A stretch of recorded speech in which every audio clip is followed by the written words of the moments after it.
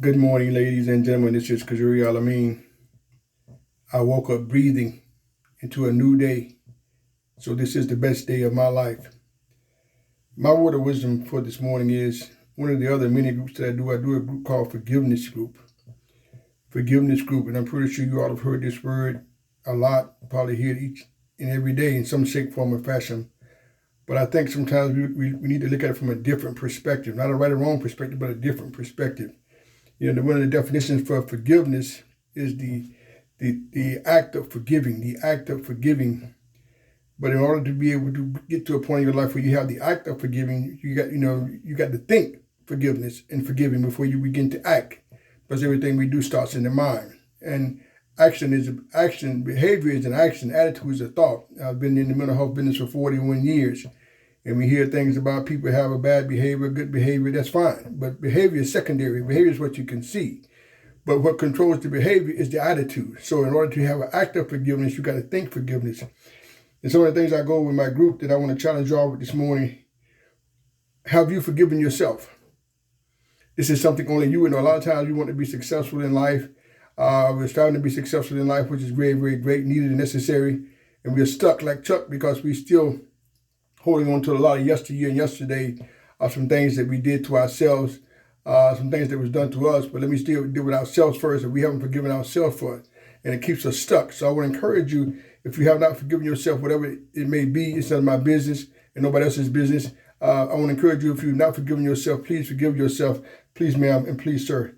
And as you graduate and work through self-forgiveness, then you can get to your next level is, who else do you need to forgive? Who else do you need to forgive? You want to forgive yourself first.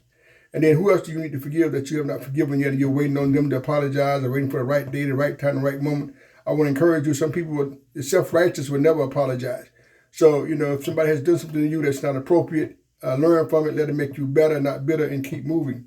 It's very, very important, ladies and gentlemen. Forgiveness is a very, very powerful thing. But everything we do in this world comes and starts in our mind. In our mind, as a woman and our man thinketh, so is she and he is in our mind.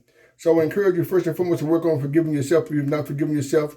But in order to be able to, act on your forgiveness, you got to think forgiveness first. It's very, very important. Protect your thoughts, protect your mind. Also, ladies and gentlemen, as you're working through your forgiveness, this is something that I teach in my classes. And you hear people say, well, I've forgiven him, Mr. Kazuri. I've forgiven her, Mr. Kazuri. Somebody told me forgiveness. I read about forgiveness. Okay. But my other challenge to you this morning is, if you've forgiven somebody, even yourself, how will you know if you've forgiven somebody? What transpires within your own inner spirit for you to know you've forgiven somebody? Example, if you've been holding on to something, resentments, or you've hurt, or anger, or sadness, or a combination thereof, and now you wake up one morning or one night and say, I've forgiven him and forgiven her, what changed? What changed? How do you know you've forgiven somebody? How do you know you've forgiven yourself? And this is the kind of stuff I go with my groups. I mean, it's not enough to say I've forgiven somebody. I read, you got the forgiveness, you got to forgive. Forgiveness ain't for you, the other person is for you. All that, I hear all that.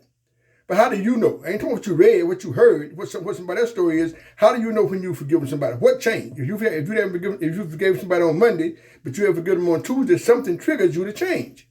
How do you know that you worked on your forgiveness? How do you know you forgiven? How do you know? I ain't talking somebody else. Not what you heard in a book, a TV, a radio, a CD. How do you know when you've forgiven somebody? Something has to change. It triggers you to change. So here's the step I go with my group. I call it peeling the onion. But once again, ladies and gentlemen, forgiving is the act of being forgiven. But in order to be able to act on anything, you got to think it first. So I encourage you to continue to work on yourself daily. It's a process. Don't rush anything.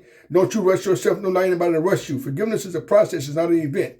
And you'll know when you have arrived, but that has to come from the inside out, not the outside in. You'll know. It's a certain clock goes off for you when you know when you can, these questions I'm asking you, you answer these questions in your own time. Don't be pushed and let nobody push you. Forgiveness is a process. It's not an event. Take your time. Peace and blessings.